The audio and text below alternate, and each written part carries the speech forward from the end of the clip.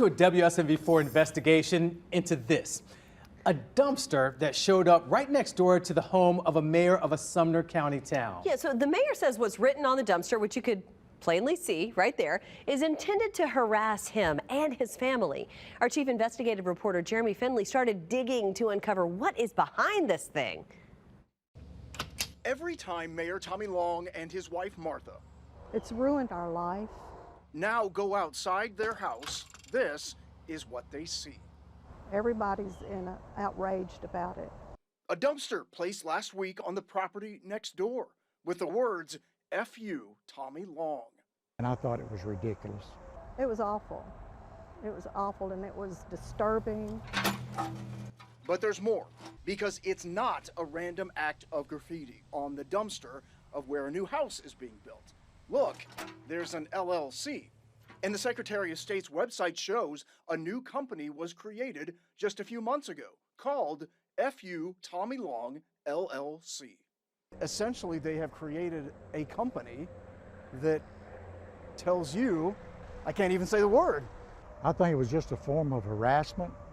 The registered agent of FU Tommy Long, Winston Template, the husband of sitting Millersville Commissioner Christina Template, who Long has criticized in public meetings, accusing her of breaking election laws.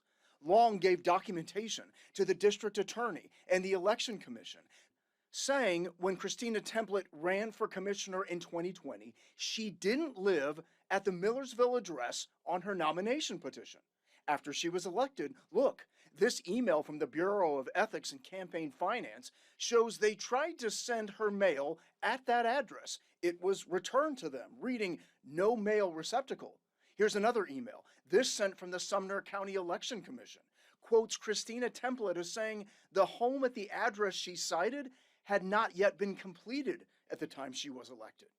And if you look at permit records, the Template's house didn't get its final authorization to even move in until 2021, the year after the election.